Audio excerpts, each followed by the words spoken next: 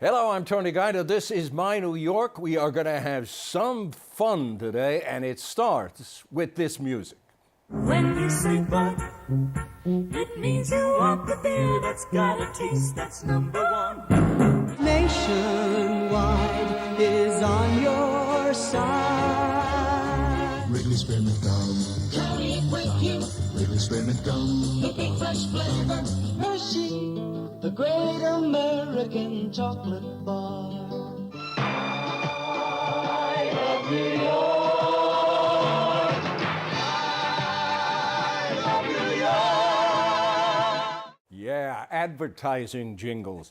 Once you heard them, you never forgot them. Can't get them out of your head. But you haven't heard one in years. They're extinct. My guest today says that is not an accident. Steve Karmen composed all those jingles you just heard and dozens more. He says the jingle was killed, and he knows who did it. Don't mess with a kid from the Bronx. Steve Karmen, king of the jingles, next.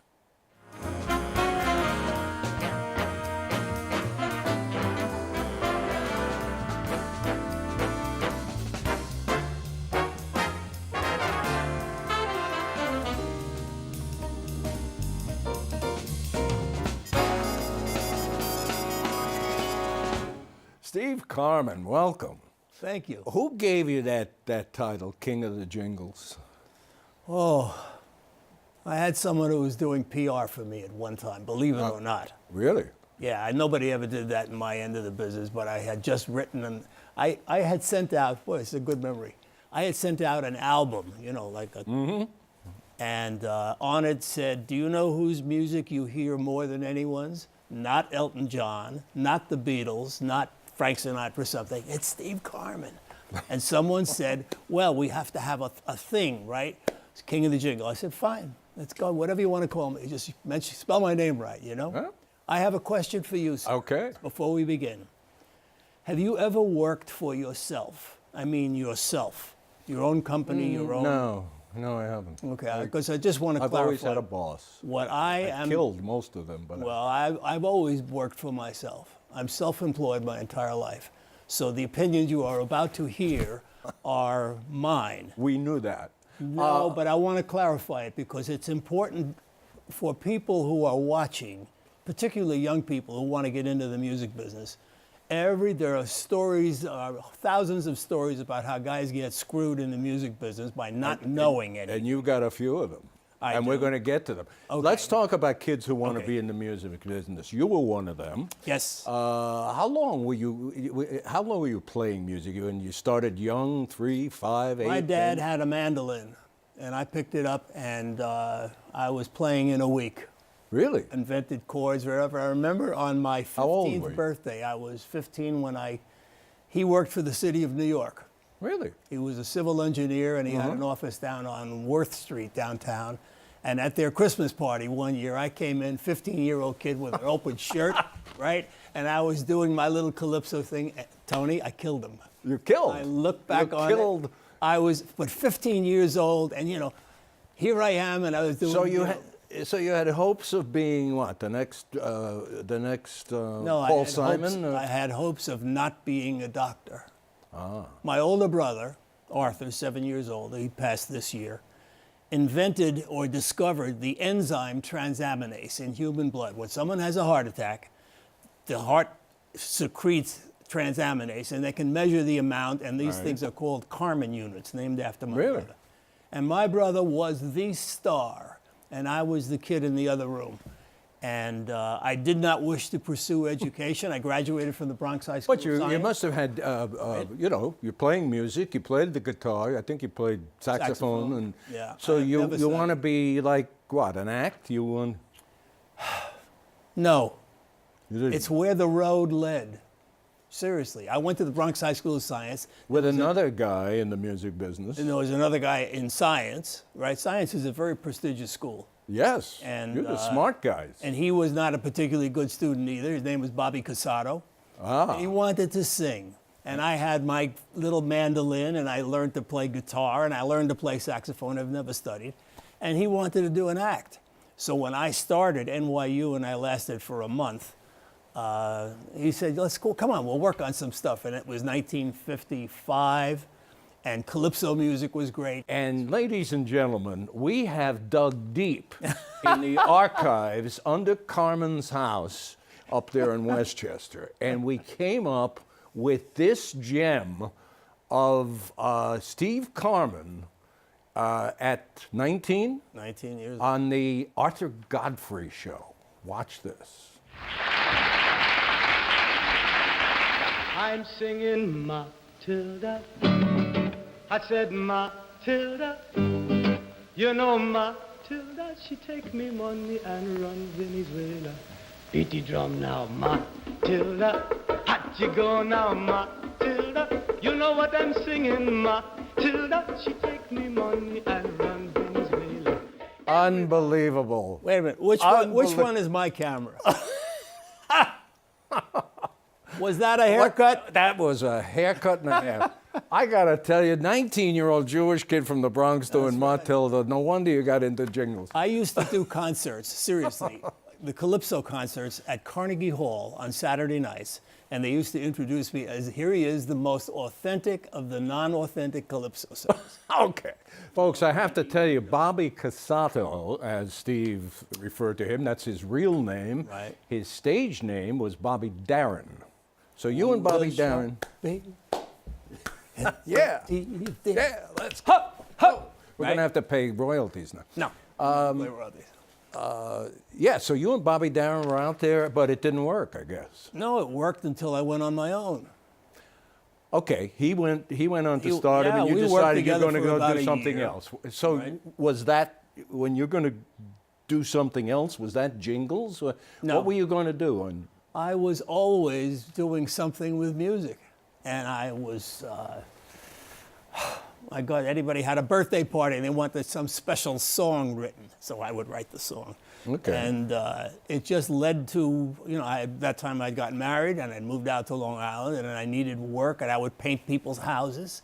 And I would do club dates on a Saturday night someplace for $50. so how'd you get in the jingle business? Well, this was a fellow across the street named Werner Koopman who ran a production company, film production, and they needed music for a commercial. And I had been writing the background scores for low-budget movies for a long time. And he said, can you write 30 seconds of stuff? I said, I've been writing, 60 minutes of music for these films. And I went in and I met someone at an agency and they showed me the film and I had to make everything exact, which was not quite the way in the early movies that I worked on. And I learned how to do it. You sure I did. learned a craft. You did. I watched the show, I watched the show last night, was an interview between Steven Spielberg and John Williams. I mean, the greatest musical producer combination in the history of the movies. Great. And Steven Spielberg says at the end, and I will leave you with the most important thing, learn a craft. All right, so you learned a craft and you got into Jingles, and what was the first success? First national hit that I had was You Can Take Salem Out of the Country, but You can't you can't take the country out of Salem. Yeah. Those are We the just days when cigarette advertising was allowed. Yeah. And I did that. And it's, first thing you do is once you have something to play, put it on a reel. And you run around and bang on doors at advertising. Would you listen to my reel? I'm a composer. I can write anything. That kind of stuff. And I want to get to, what, couple of years later or not long after that, Nationwide Insurance. Correct. This is a story. This is Well, Tony, the big story to me about, so first of all, it's a wonderful advertising campaign. It's been on the air since 1968. Still is. Right? And still is in many forms. I can ask you the provocative question. I get nothing anytime it's played. That's what I was going to ask you. You must be making a fortune off that. I must be making garnished. Zip. Zilch. Nada. Nada. And Right. the reason, Steve, I is signed their contract. Just like any newcomer, please, young people in the music business, listen to this. You have to read what you sign. But I was starting out, and someone offered me the chance to write for a national campaign. Where do I sign? Yeah, give me, you sign anything. And the anything that you signed said They own it. not only own it, they have the right to do anything with it without any further payment. It's called work for hire. That's And you the got legal paid concept. what for that? For the $1,500 wow. was the creative fee in 1968, which was a lot of money, right? But I got that, and I But did we're the. in 2018. No, I and know, the but I did their campaign is still arrangement. I arranged every TV spot for the next almost 15 years. All right, so you got some And money then for it. I asked them for a residual. You know what residuals are, Sure. right? And they said no, and I said, I can't work for you anymore. And that was the end, and it has been running. And people ask me, what did you write? I said, well, I wrote I Love New York. Oh, wonderful. What else? And then I said, Nationwide is on your site. I say, oh, you must be making so much money. And I am sitting here to tell you that we can't get on the subway tonight. I'm sorry for the Nationwide's money. And It's I still- learned a lesson. You want to know who the current spokesperson for Nationwide is? You may know if you watch television. It's a very famous quarterback named Peyton Manning. Look at this. This is Mr. Manning. Chicken parm, you taste so good. Nationwide is on your side. Do you know that I have never received a phone call from Peyton Manning saying, Steve, I love your song. Thanks for writing that great song. Does- for me." does he have- Nothing. does he Not a have any postcard, a idea? letter, a fax, I never nothing. I have over 42,000 children. No, And not one that's of Mel them Brooks. comes to visit. That's Mel Brooks. Maybe he doesn't. I mean, I don't know, but maybe he doesn't know you wrote. He doesn't know anything. He's out there. He's went into the line a couple of times too much. So, But it doesn't so you matter. get nothing because Nothing. you, as a young guy, you wrote that, got signed 1,500 away my bucks. You made a rights. few bucks over signed away the my time rights. That's arranging for them. But residuals, getting paid every time it's used, Yep. or every time somebody licenses that music. Yeah, let me give nothing. you a fast Zero. story. Zero. In the very beginning of my career, I was asked to do an arrangement, not write the song, but to do the musical arrangement for a product called Halo Shampoo. Mm-hmm. And the song was, Halo, everybody, Halo. You remember that? Sure. Halo, okay. And the concept of the commercial was there's a phonograph record being played and a very old sound, like a scratchy 1920 sound of someone singing, Halo, everybody, Halo. Someone picks up the record and smashes it and says, there's a new Halo. And then I hired 3 girls who sounded like the Supremes to go, Halo, everybody, that kind of thing, right? Yeah. So I was paid $200 to write the arrangement to do this. And because I figured this is going to be a scratchy record, I sang it myself. And they put me through all kinds of filters. Hello, everybody. Hello. Hello is the shampoo, right? And I got $200 to do the arrangement. And I was on the union contract. And 3 weeks later, I got a check for $1,600 as the singer. As the singer, there's a lesson And there. I said, wait a minute. I think There's something going on here that I was not aware of. And I started to ask around. And what happens too today, but there are no jingles today, is the people who do the writing, the arranging, and everything like that, they all sing. And sometimes they don't sing. Right. And their secretaries are in the group because it's all protected by AFTRA and now SAG-AFTRA. Right. And the residuals are phenomenal. But no one's thought to hang out and say, I want to own the rights to my material. Well, ever since Nationwide, that's a great story. Ever since Nationwide, you learned your lesson and you own the rights to everything Yeah, since. but it was a fight all the time. Well, and the big fight, your first big fight was what? Budweiser. Was with Budweiser. I had done a campaign for Budweiser. They called me up again in the very beginning. How it worked in that business was you did something that someone liked, and the advertising agencies will say, get me the guy who wrote that. And I was called in, and I wrote a campaign for Anheuser-Busch called Bud is the King of Beers, but you know that, and it ran for 2 years. And I sang on you the look- track. to make- And sometimes I produced the track and put my name on the contract just to be qualified as a singer. And I felt it was robbery. Honest to God, it's not Well, honest. let's But make Tony, this clear. Was Budweiser asking you to sign that same kind of Oh, contract where absolutely. they owned it? For and that you're song, gonna I get- did. Yeah. They owned everything, and the only way to make money on it was to sing on it. And if they hired you, for example, to do the rearranging, and you did not hire me as the singer, I would get nothing. Mm-hmm. So I wrote. Then the next job was when you say Bud, You've said a lot of things nobody else can say. And then it turned into, for all you do, this bud's for you. Right. Right? It's been on the air forever. Right. And the conscience battle I had was I can't go out there and pretend to be a singer. And I'm not a bad singer. Serious. Yeah. I'm not a bad singer. Certainly better than a lot of the people. The point you're trying to make, you wanted to be paid for what you For the use did, of my song. for the use of your song. If Paul Simon came in and wrote a song and they wanted to use it for a car commercial, they have to pay him. They don't get it free. Right. And I figured, well, I would like to be paid not for my voice, but for the use of my composition. In case, God forbid, I had died, at least my estate would continue to make money while my music was being paid. And of course, they hate it. What are you talking about? Everybody else signs that contract. Get that kid in here, sign the contract. And I refused to do it. And I had it one weekend, I wrote about it in one of the books I wrote.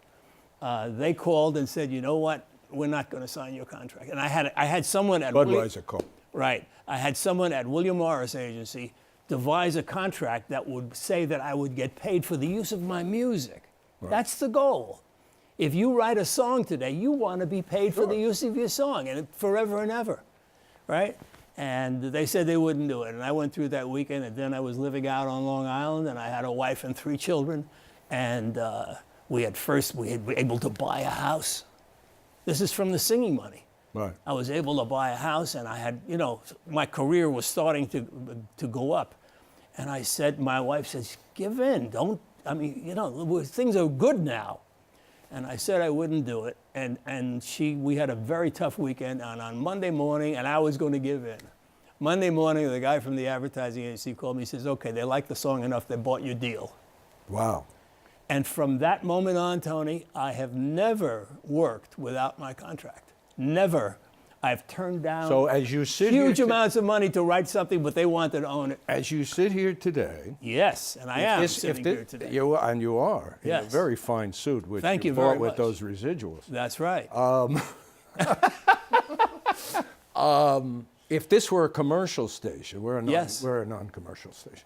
If this were a commercial station and we broke for a commercial and it was a Budweiser commercial, They would have to pay me there'd be a little bit. bit money Yeah, still that's coming in for you. right. So no But wonder. if you also played Paul Simon's Bridge Over No, Troubled I'm Water, not. right? I'm not objecting. I'm just trying to clarify for the viewers that every time Budweiser, if they hear that That's thing, right. you're getting paid. But that's fair. And can you loan? Of course, it's fair. No, but you got to make. That's why I asked you in the beginning. Do you ever work for yourself? No, when but I go home, I and don't turn the light switch I on. can't I pay imagine the who- electric bill. I can't imagine who has an objection to an artist wanting to own his Everybody creation. does. Creation. Not an Tony, issue. everybody Not does. an issue.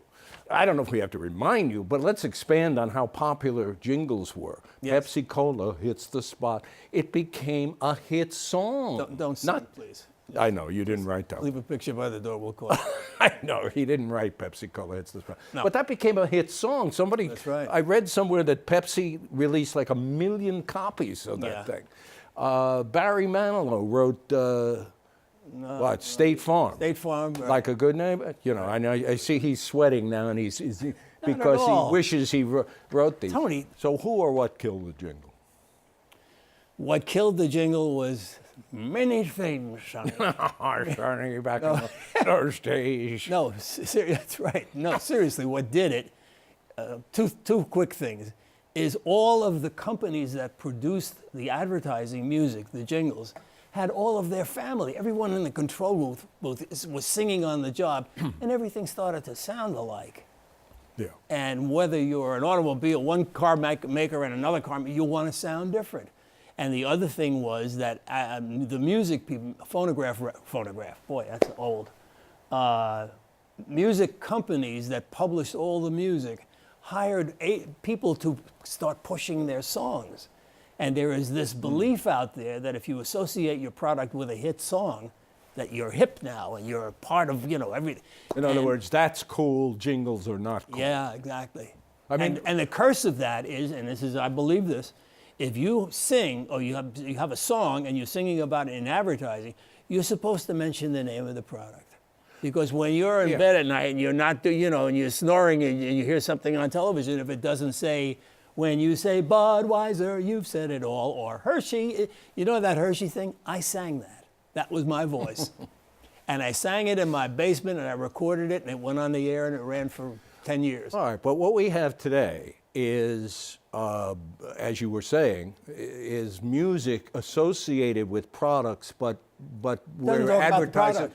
Well, they're licensing songs. I mean, Lady Gaga was music was licensed for what? So for the Kia Soul, a car. Bob Dylan, there's a Bob Dylan track for Victoria's Secret. I mean, they're trying to do, I guess, image stuff. Yeah, they're trying to, if you like their music or you recognize their music in relation with this product, then you're hip, you're with it. And to me, if you don't mention the name of the product, this is not the record business.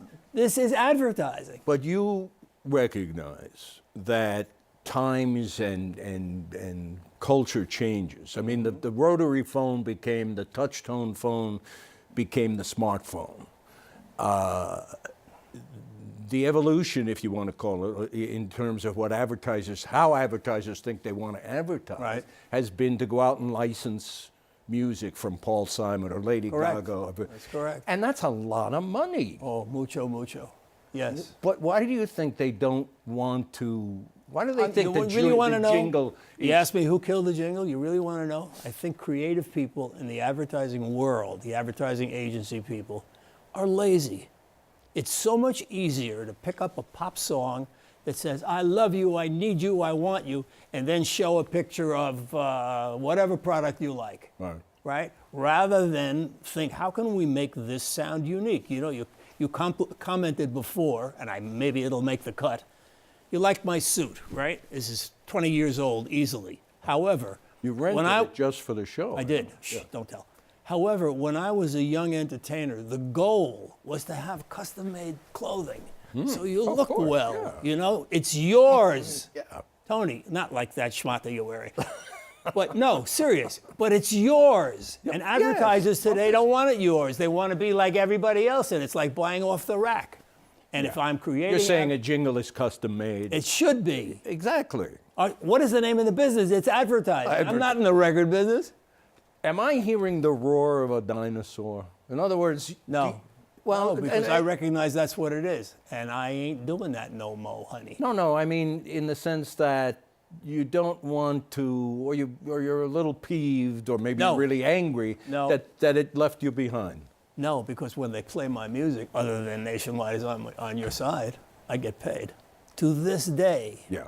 Thank goodness. Thank goodness. And by the way, Steve gave I Love New York to the state of New York. It's the state song. It's the state song. You don't have to get up. Oh. But it's the state song. It is. I am the only living state song composer, unless one of these lights falls on me here. Yes, exactly.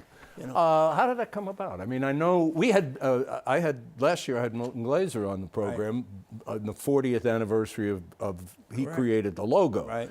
You know, Milton, the iconic graphic designer, created the I Love New York logo. A brilliant man, by the way. Yeah. I mean, Oh, yeah. that was... And so at the same time he's creating There's that an logo, advertising you're writing the agency, song. Wells, Rich and Green, and they were called by Governor Hugh Carey at that time, and that was right after the Daily News ran out. But what was the famous headline? Ford to City Ford. dropped dead. Ford to New City York dropped dead. dead. Yeah. Right, Ford to New York dropped dead. And the governor wanted he said, no one has ever advertised. No municipal government has ever advertised up until that moment. And he said, develop an advertising campaign. And I had written, Ford, that's incredible. It hurts where America's wheels, and a lot of stuff for this particular agency. And they called me. They asked me to write something, and I wrote a full 60-second song. It's not just I Love New York. There's a thing that leads up to it. I won't make you sing it, but thank goodness. Aren't you happy that I'm good. not No, asking it's him very not good to for, sing? Right? The audience would be fleeing. I know. Well, they fled as soon as they saw who was on here with me. That's too Mel Brooks-ish. No. Well, we love Mel Brooks. No, they asked me to write something, and I wrote it, and it went on the air. And then we did a Broadway show commercial, which was one of the pieces that you showed earlier. Right. And the box office receipts of those particular shows went up like 30-40% in the first week it was on the air. It was an instant hit, absolutely a big smash. And, I remember. And then I scored, I would say 6 or 7 of the Broadway show commercials. Every year we would do a big production with a huge cast and everything, each of the shows. And the show producers used to fight. Which one is coming first? I want to be the first one there. Whether it was Sweeney Todd was one of them, and I used Beverly Sills, sang my song in front of Lincoln Center. It's great. So I Love New York, which is only a regional advertising campaign, has become, if I tell people I wrote I Love New York, it's... You've got a phrase copyrighted. People don't hum the announcer, yes. And why did you copyright that? It's trademarked. Or trademark? Trademark. Why? Because I wanted to show the pride I had in the creation of that line. It's not about money. It's the pride of ownership. There's a law called the copyright law, and that allows you to say no. I don't want to sign my music away, and it's not a mistake for me nationwide. I look back on it and say you have to learn. It was a valuable lesson. You have to learn someplace. Steve Karmen, what a delight. Did we use up all the time used already? it all up. I'm just getting my blood pressure up. There's a couple of books. I don't know if they're still in print, but Me and Bobby D is his book with, about Bobby Darin, and Who Killed the Jingle. So go on wherever you go on and see if you can find them. It's great to see you. Tony, this has been great. What I love about it is you allowed me to speak. You can speak whenever Most you want. of the time. Don't talk when I'm talking. Write another jingle and come back and see us. I'd love to. Thank you. And thank you for watching and sticking with us through all this. I'm Tony Guida, and I'll see you soon.